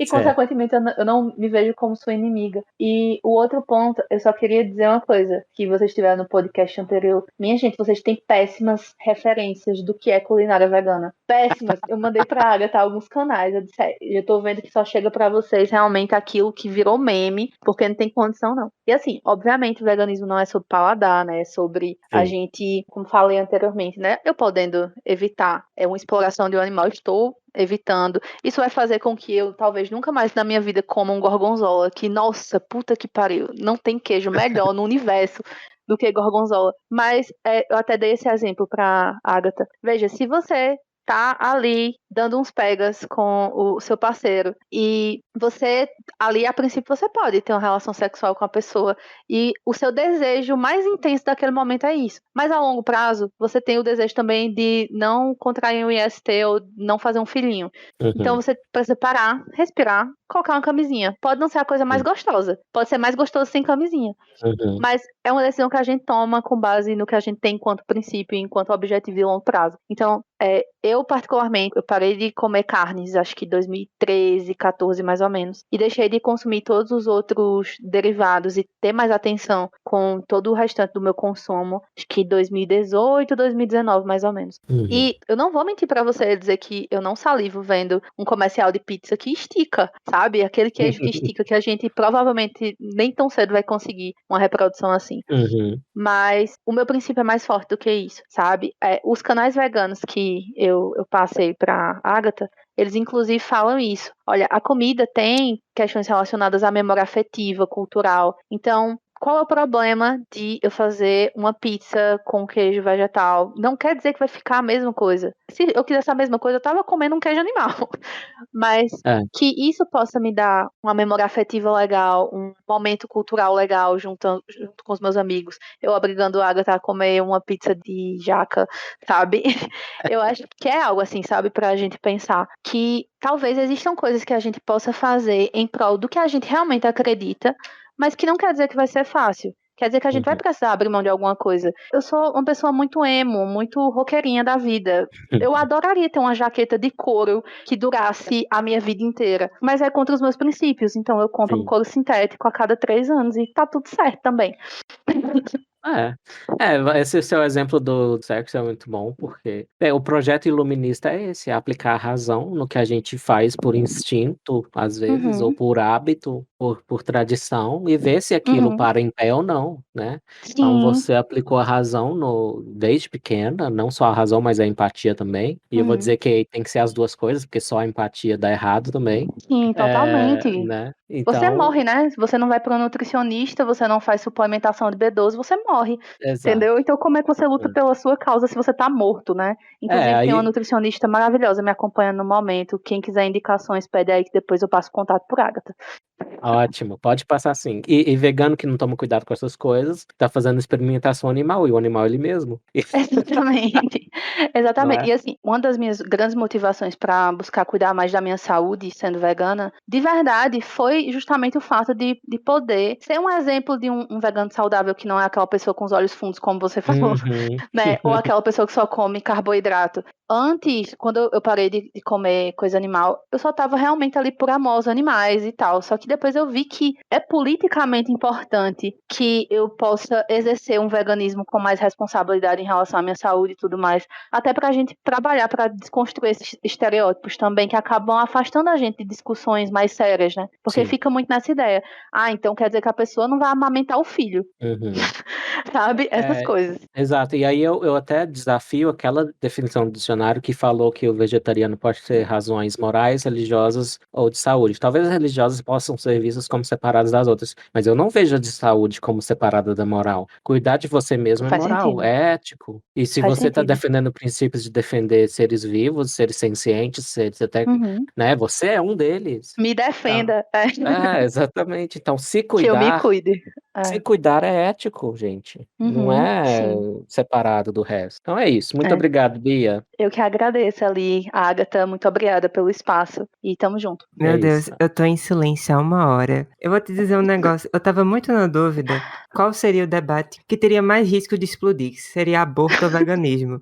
E eu juro pra você que uns 3 momentos eu senti um suor descendo na minha testa que eu falei, vai explodir agora. Vai explodir Não, agora. não. Mas assim, eu fico muito feliz de saber que eu tenho amigos muito, muito, muito bons que conseguem agir como adultos numa discussão Uhum. como essa. É, Eu Eu só não aguento. consigo agir como adulta quando a discussão é Marvel versus DC. Todo mundo, ah, não, porque você tem que ser maduro e não ter preferências. Eu tenho minhas preferências e acabou. esse aí eu sou agnóstico, porque quando eu era criança, eu fui um nerd interrompido, porque eu morava no interior de Minas. Se teve banca de jornal, durou pouco e fechou. Então, Sim. uma vez a minha irmã foi para uma cidade maior e trouxe para mim uma edição do Spawn. Então, foi Uhum. a única, durante essa minha infância e juventude nerd, a única revista em quadrinhos que eu li. E eu nem sei Poxa, se é DC ou se é Marvel, o Spawn. Só também lembro não que era sei. Dark do inferno e tal, e tinha serial killer, e isso ressoou comigo. Uhum. A minha irmã era que me deu as migalhinhas de nerdice. E aí ela me trouxe também uma edição da Dragão Brasil. Ela era tua traficante. Ela era minha traficante de nerdice. E aí eu li as cartas da Dragão Brasil, que era a revista de RPG, e eu ficava fascinado com aquelas discussões de o que que aconteceu na campanha tal, e um monte de jargão que eu não entendia nada. Uhum. Então foi Não, assim, tô o falando nerd. agora de nerdice. Eu fiquei voltando aqui só para um ponto do veganismo. Eu vi que tava rolando umas discussões aí na internet, porque tem jogos que trabalham com abate de animal, né? Tipo, Hum, enfim. E aí a galera, nossa, isso é vegano, não é vegano. Amigo, tá realmente explorando o animal? Não, não tá. Então é. descanse, militante. Exatamente, você jogar GTA, você é a favor de bater e matar Ah, quer dizer que prostitutas? você é a favor de matar a gente. É. Sim, por Pois é, favor. exatamente. Descansa, galera. É, ótimo, Bia, gostei de você. Aí a gente Valeu se aí, vê também quando eu gostei de você. Eu, visitar. eu disse pra Agatha, Agatha, eu não sei se eu vou conseguir conversar com ele. Mas fico feliz que deu certo. Não, quando eu visitar a Agatha, ela te avisa. Eu também não vi a Agatha Perfeito. até o tá. Perfeito. Eu Você faço uma sabe, comidinha pra vocês. cuidado, cuidado. É o que eu tava dizendo, cuidado ali. Não, então, eu tava Ela vai pensando levar a nisso gente pra uma churrascaria vegana ali. Sim, eu tava Cuidado. pensando nisso no Nossa. começo. Eu falei, a amizade de vocês é estável porque a Agatha tolera os pratos veganos e você tolera o podcast da Agatha falando de vegano. Então é Pois uma é, tolerância mútua exatamente. ali, né? É porque a gente sabe que a gente consegue aprender muito tendo experiências com pessoas que têm perspectivas diferentes, né? Eu acho que ter abertura pra isso é muito importante, assim, enquanto aproveitamento de vida mesmo. Tem uma amiga minha que Uhum. ela era Instagramer, vegana de receitas e tal. E Uhum, aí ela tá fazendo o caminho inverso, ela tá largando o veganismo. uhum, E ela tá até comendo carne agora. Eu não sei o que que houve na cabeça dela, aham, mas eu não entrei em detalhes sobre os sim. argumentos disso. Mas ela me disse que, assim, ela botava uma receitinha com um cadinho de ovo e sumia 200 seguidores. Nossa. Nossa. Pois é, Coitada. né?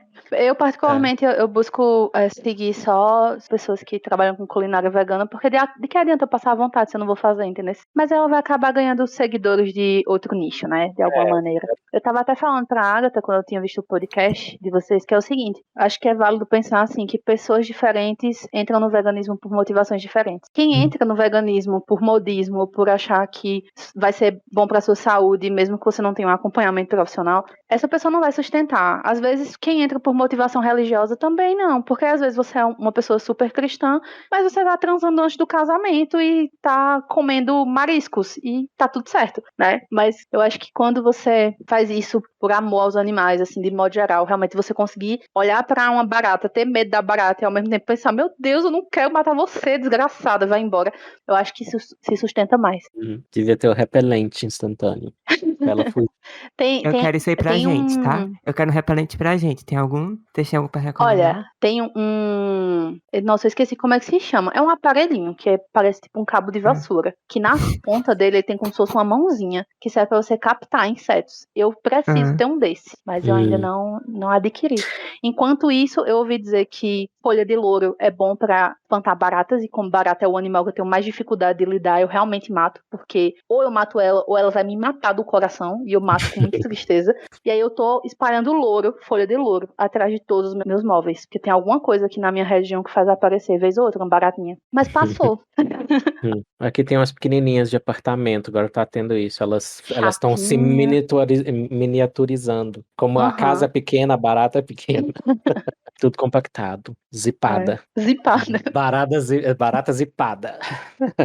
Nossa, tem mó cara de um nome de podcast, não tem não? Barata zipada.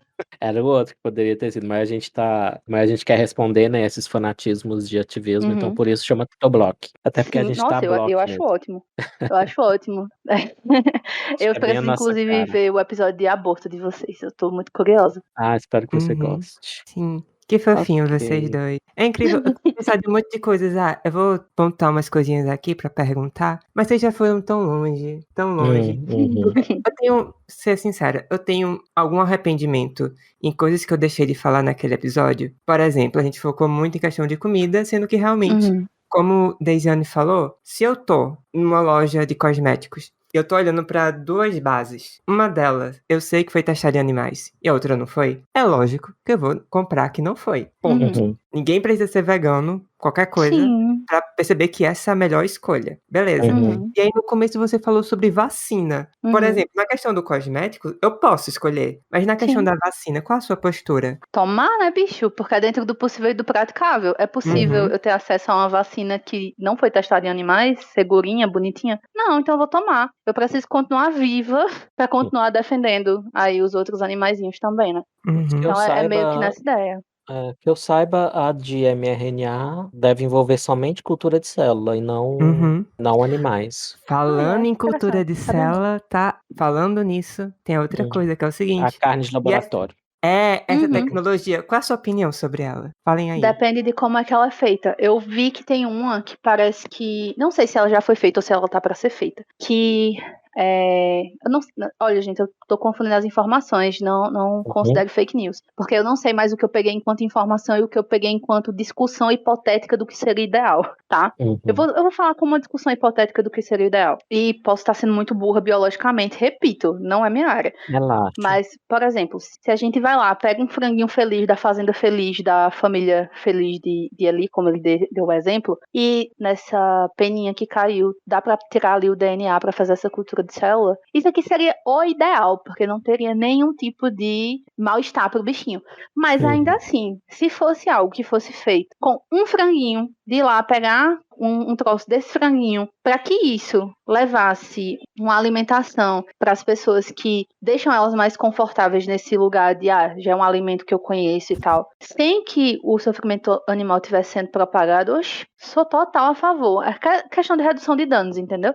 A gente vai ter, provavelmente, diferentes linhagens de células que vão ser criadas, assim, em reatores biológicos grandes para fazer toneladas de carne. E a gente vai ficar voltando à natureza para colher mais tecido Isso, animal.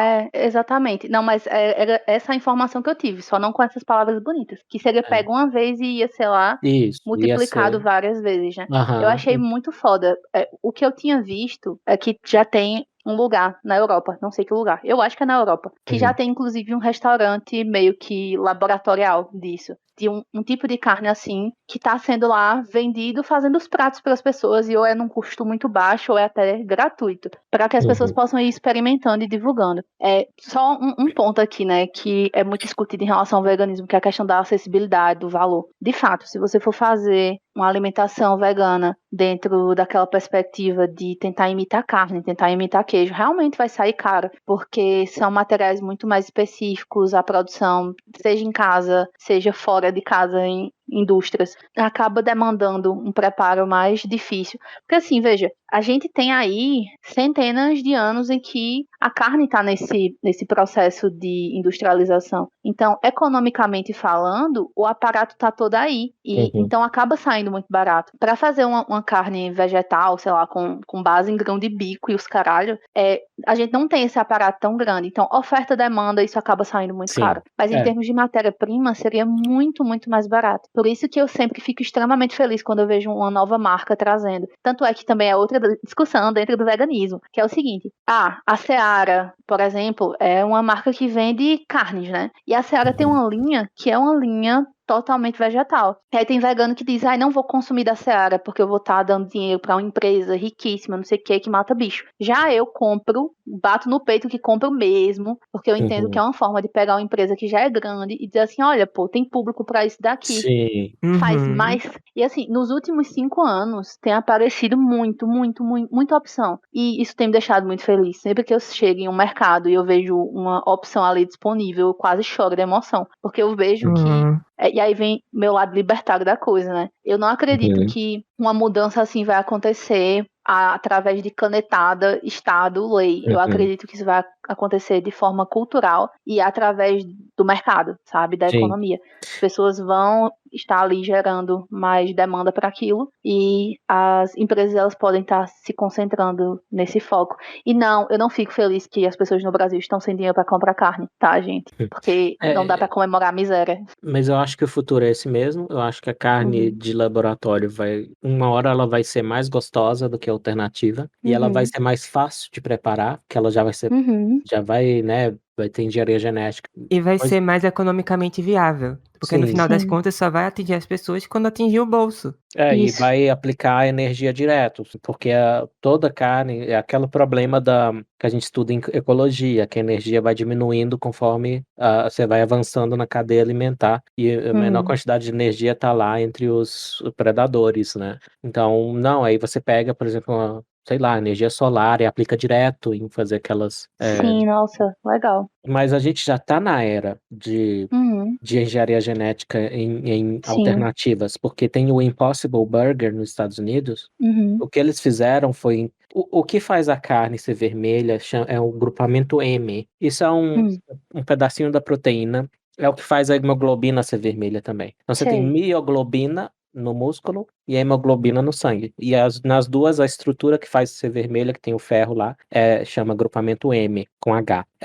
E eles inseriram o grupamento M nas plantas, acho que é soja, e é por isso que chama Impossible Burger. É impossível ter esse Uhum. hambúrguer vegetariano em outra marca, porque eles têm a Sim. tecnologia lá, eles já alteraram a genética das plantas para fazer o negócio ser mais gostoso, o mais próximo possível do hambúrguer de carne. Isso é Nossa, bom? muito massa. Particularmente, meu cérebro ele ainda não tá conseguindo processar certos tipos de carne vegetal que tá chegando no mercado. Tem algumas da Futuro Burger, da Fazenda Futuro, na verdade, que eu Hum. não tô lembrando o nome, não sei se chama costelinha, alguma coisa assim. Meu namorado comprou pra preparar. E assim, eu tive muita dificuldade de comer, porque a textura lembrava muito carne bovina. E carne bovina é uma coisa que eu nem comia, nem quando eu comia carne, sabe? Ah, tá. Tem alguma outra opção, acho que era da Super Bom, que eu comia quando eu Hum. era ovo-lacto, que hoje eu nem sei como é que tá a empresa, não sei se eles estão 100% vegetais, mas Tinha uma que eu comia que era medalhão ao molho madeira, que era enlatado, sabe? Que era muito fibroso e eu ficava com muita agonia. Eu tinha ficado dizendo pro meu cérebro, não é carne, não é carne, não é carne. Agora um queijo parecido com queijo, meu amor, quem mais vai comer sou eu. Porque assim, sinceramente, eu não sei exatamente o termo correto, mas existe uma característica específica do leite, não sei se é creatina, alguma coisa assim, que é o que dá o puxa-puxa do queijo. Sim. E isso a gente não conseguiu ainda replicar. Mas quem sabe um dia. Deve ser igual o glúten, que é o que faz a massa ficar elástica, né? Quanto mais glúten, mais. Deve ser alguma Acho coisa que sim. similar na proteína animal. Deve ter uma coisa assim. Ok. Então, Mas é legal. É legal pensar sobre essas coisas, sobre essas alternativas. Eu gosto. E assim, eu acredito muito também na tecnologia, na capacidade da tecnologia de melhorar o mundo, de verdade. Se não morrermos na guerra nuclear daqui 2 anos, aí essas Pois coisas é. vão acontecer. Você foi pra muito longe, 2 anos. É Eu o vejo mais menos. cedo. 2 meses. Não. Ok. Espero que o Putin não faça isso. Ok. Estamos na torcida. Você espera que ele não fique putinho o suficiente pra Que fazer não fique isso. putinho, Tão putinho a esse ponto. Ok, Agatha, a gente tem que gravar os outros assuntos, que eu acho que não vão caber. Mas Cabe, vamos- cabe sim. Com jeitinho sempre cabe. Então, Ok. o seguinte, em teoria, esses seriam respondendo inscritos, porém, as coisas que vocês conversaram entre si já tocaram nos assuntos que estavam nesses comentários. Então, não sou Sim. obrigada a ler nada. E eu Então, já citei o morcego verde lá. Então. Sim. Obrigado, Bia. Obrigada, Agatha. Obrigada, Eli. Nem vi o tempo passar aqui. Foi muito legal. Ótimo. Beijo. Tchau, tchau. Tchau, tchau. Beijo, tchau. Tchau. Tchau. Tchau. Ah.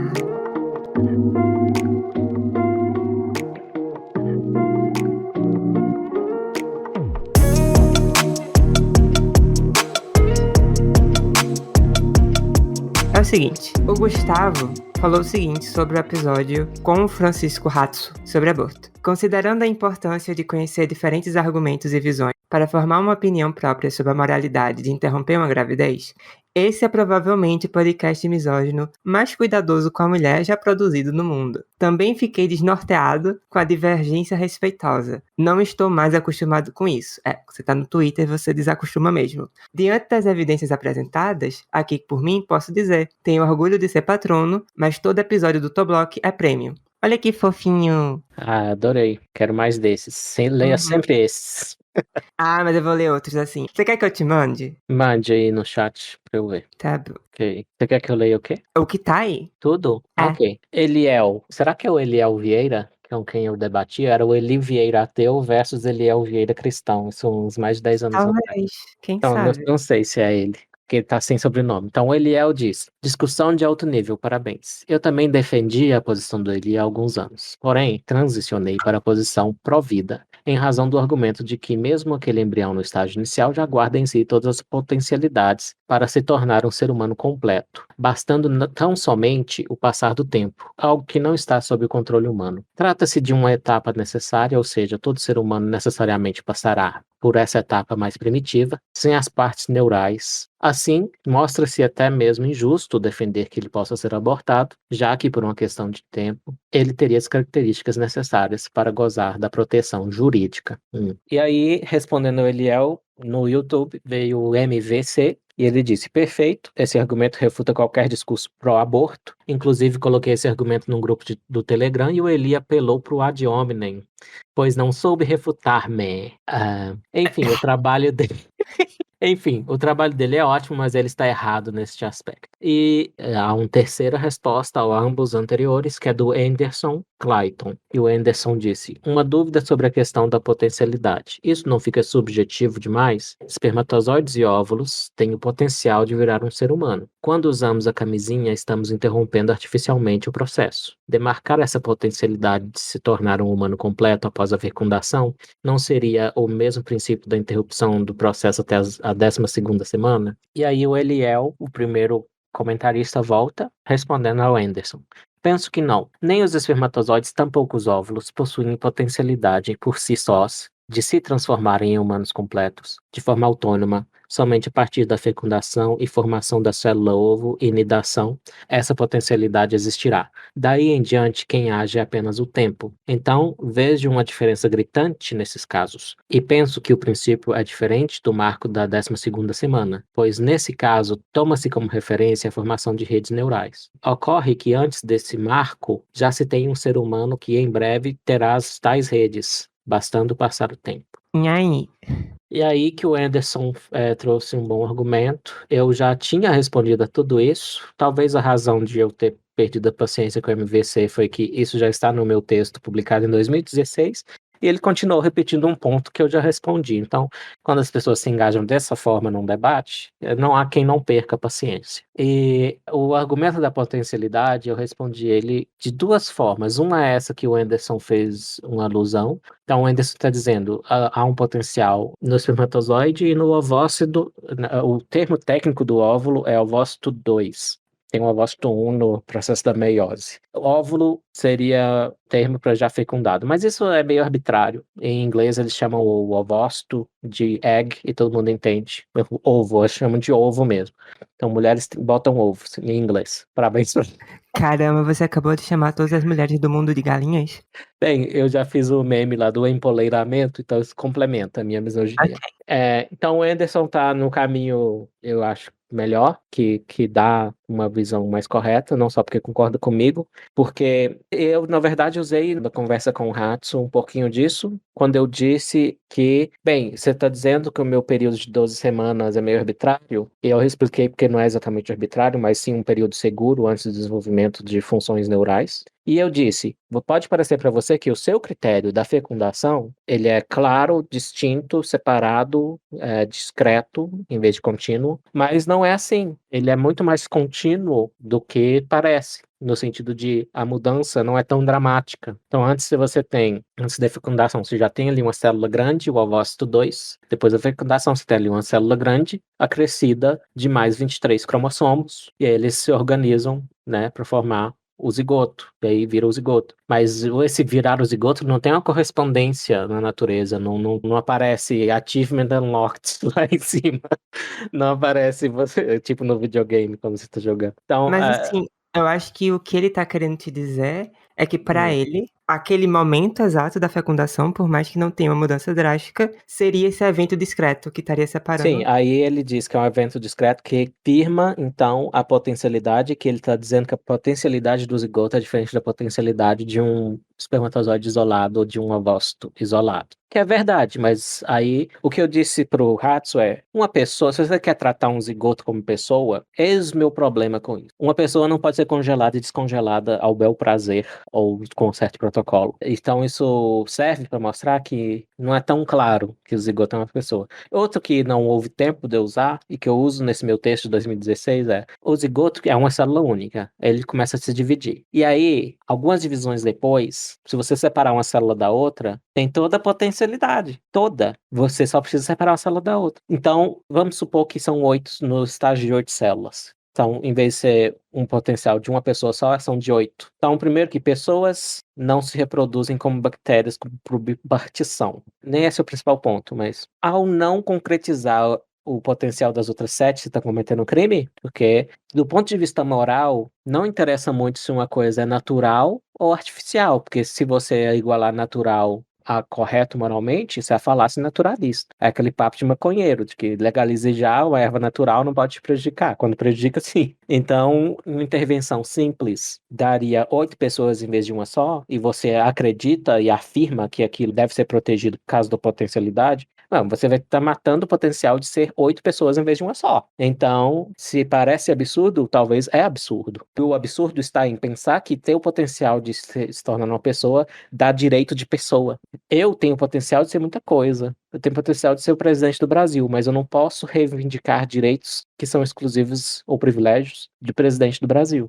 Tem muita gente que não entendeu essa analogia ou essa comparação, mas ela é importante. Potencial não concretiza direitos, né? Então, assim como o potencial de ser uma pessoa não serve para dizer que é uma pessoa e, portanto, tem direito à vida, segundo a legislação, e que é correto que tenha, Também, o meu potencial de virar presidente não me dá privilégio de presidente agora. Eu não posso fazer minha medida provisória dando um fim no Conselho Federal de Biologia, que é o que eu quero.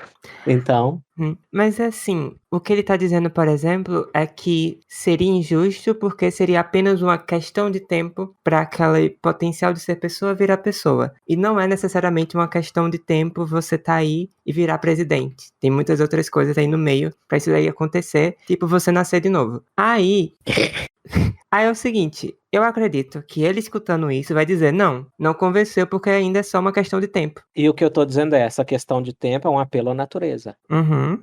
Porque com o tempo ele vai virar gente. Ok, ele tá apelando para a natureza. O natural é que isso aconteça. E eu tô dizendo que há um artificial, que é, por exemplo, separar as 8 células, cada uma vira um zigoto, cada uma vira um embrião inteiro e um feto e uma pessoa. E aí, isso, na verdade, gera um problemão que é exponencial, né? E aí você gera 8 zigotos. Tá, mas esses 8, cada um pode ser dividido em mais 8. Em mais 8, em mais 8, em mais 8. Ou seja, então cada única gestação seria um genocídio inteiro, porque você está negando o potencial de todos esses que têm o potencial. É isso que eu estou dizendo. O que eu estou fazendo com esse absurdo é mostrar que o absurdo está em pensar que um potencial já dá o direito inteiro. O potencial de ser X dá direito que é concedido a X. Não dá. E você alegar que dá, gera esses problemas que eu estou apontando. Que é tipo, então, cada gestação que você não vai lá intervir e separar as células totipotentes em outras potenciais pessoas, é um genocídio. Então, se a conclusão do seu raciocínio, do seu critério, é que cada gestação, no fim das contas, é um genocídio, há um problema com essa oposição. Uma demonstração por redução ao absurdo. É isso que eu estou fazendo. Eu ouvi um bom argumento contra o aborto. Não me convenceu, mas é muito melhor do que todos esses. Qual seria? Eis o argumento. E aí eu tentei refutar, e ele falou, não funcionou. E aí eu tentei de novo e falou, não, isso tá melhor.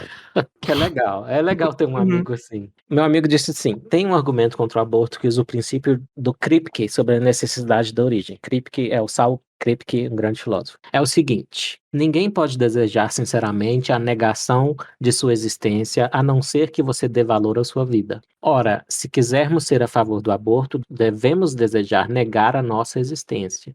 Logo, não podemos ser sinceramente a favor do aborto. Então, qual é a premissa mais problemática que esse meu amigo concorda que é a mais problemática? É justamente essa aí do meio. Se quisermos ser a favor do aborto, devemos desejar negar a nossa existência. Aí eu tentei responder a ele com analogias. Aí ele falou, você só usou analogias e não refuta o argumento. E as minhas analogias foram, é tipo dizer que eu não posso criticar o mau uso do dinheiro público porque eu ganhei bolsa da CAPES. E eu já ouvi isso. Ou não posso dizer que é errado o ativismo judiciário porque eu fiz uso do casamento gay que foi aprovado pelo ativismo judiciário. Então ele disse, você só usou analogias e isso não refutou o argumento. Ok. Aí eu continuei pensando. E o que eu disse que ele achou que é uma objeção melhor a esse argumento é que essa premissa aí que eu apontei, da negação da existência, ela tá fazendo coisa demais. Agora, se eu descobrir que eu sou resultado de um estupro, eu não posso dizer que o estupro é errado, pois eu estarei desejando a negação da minha existência. Isso não é intuitivo. Daí eu desconfio dessa premissa, acho que essa premissa é falsa, logo o argumento é falso, eu não aceito ele. Mas é um bom argumento.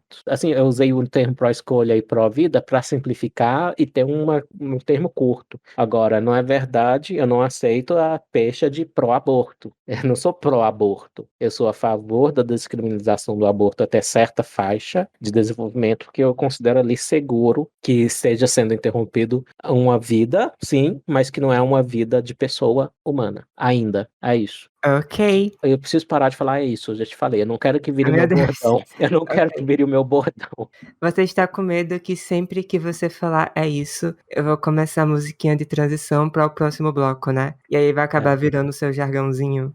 Não, eu vou parar com isso. Eu vou fazer um esforço de não dizer. É sobre Ok. esse. É, Tem coisa ótimo, porque pior, agora como. você falou isso, então agora eu já sei o momento que eu vou colocar a transição. É sobre esse.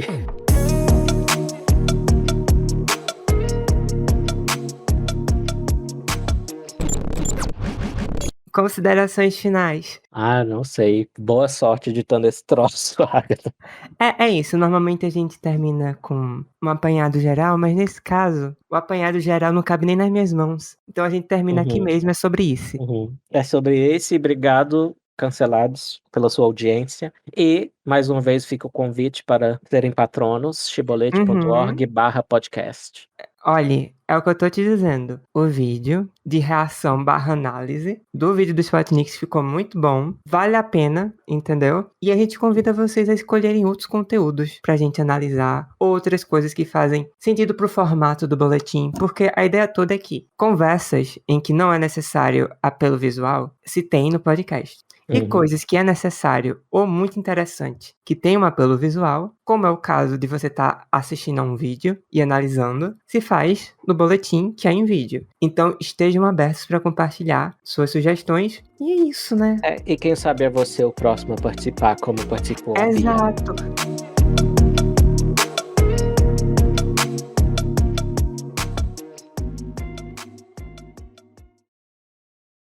Eu acho que a gente tá conseguindo fazer o impossível, realmente. Mais impossível do que um hambúrguer impossível, que é fazer seguidos um podcast sobre aborto, outro tocando em veganismo, sem que os envolvidos se matem. E Qual que é o você não vê, próximo? Pena de você não morte? vê, você não vê isso em nenhum outro lugar. Como assim? Não. Eu tô pensando, qual outro assunto? O próximo é a pena de morte? A gente vai fazer um torcedor do Flamengo concordar com o Fluminense, mas aqui todo mundo é viado e a gente não gosta de futebol. Esse é o problema. Essa é a questão.